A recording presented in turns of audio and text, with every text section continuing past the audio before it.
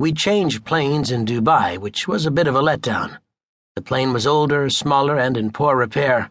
It also had empty seats, so we were unceremoniously bounced from business class. I didn't mind, but Alice was offended. She'd fought hard for the upgrade and figured it should apply all the way through. No doubt a host of conciliatory sky miles were in the offing.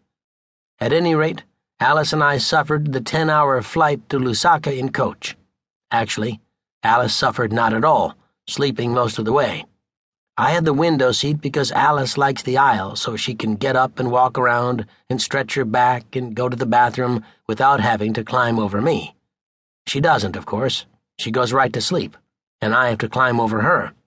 When I do, no matter how careful I am not to disturb her, she always stirs slightly and says, "Move," which freely translated means, "This will be in the divorce complaint," and "Guess who ain't getting nothing on this trip." I can't sleep on planes. I sit and watch movies, my attention span ranging anywhere from 80% to 0.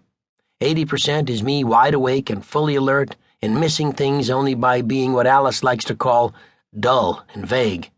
Luckily, with Alice asleep, there was not apt to be a quiz on the movie, so I watched with total assurance, if not total comprehension. I didn't see the girl, by the way. Not that I was looking, she wasn't there. Clearly, she and Mommy had purchased business class and were still there, driving home the point, as if it were necessary, that a girl like that was out of my class. I also spent a lot of time winding my watch. I have the old-fashioned wind-up kind. Well, actually, it's self-winding. What I mean is there's hands and numbers and you have to be able to read it, a skill probably only a generation away from being extinct. Anyway, you don't have to wind it to keep it going. You have to wind the hands to set the clock. Dubai is 9 time zones ahead of New York, so I had to wind the watch ahead 9 hours. The watch doesn't wind well.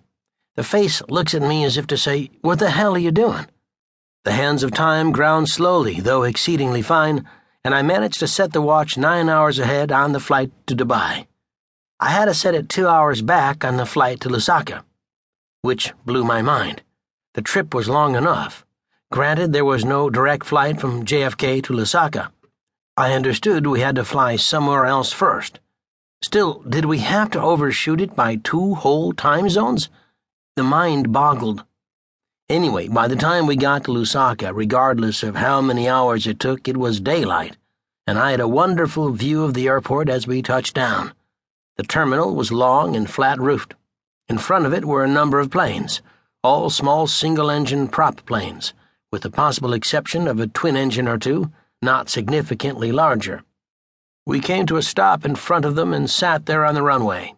One huge 7-whatever number they were up to at the time, 7 jumbo jet, a giant queen bee among drones. I wondered if they had a ladder in the terminal long enough to let us exit. Not to worry. We walked down canopied stairs onto the runway. Inside the terminal, we were funneled through immigration. Our passports were not only stamped, but we were fingerprinted and had our eyeballs scanned. Apparently we passed because we were waved on to collect our luggage.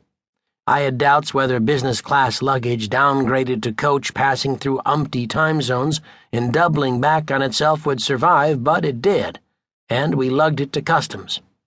Alice handed in the declaration sheet she had filled out on the plane, stating we were tourists and had nothing to declare, and they waved us through.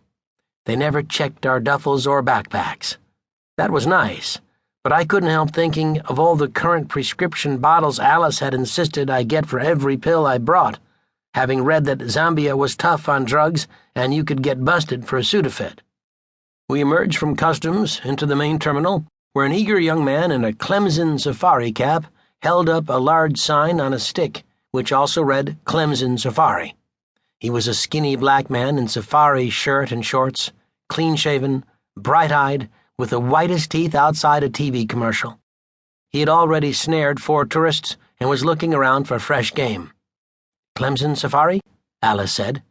The young man looked as if that were the most wonderful thing he had ever heard. I fully expected bells to ring, trumpets to blare, and a shower of confetti to rain down upon us as Alice was presented.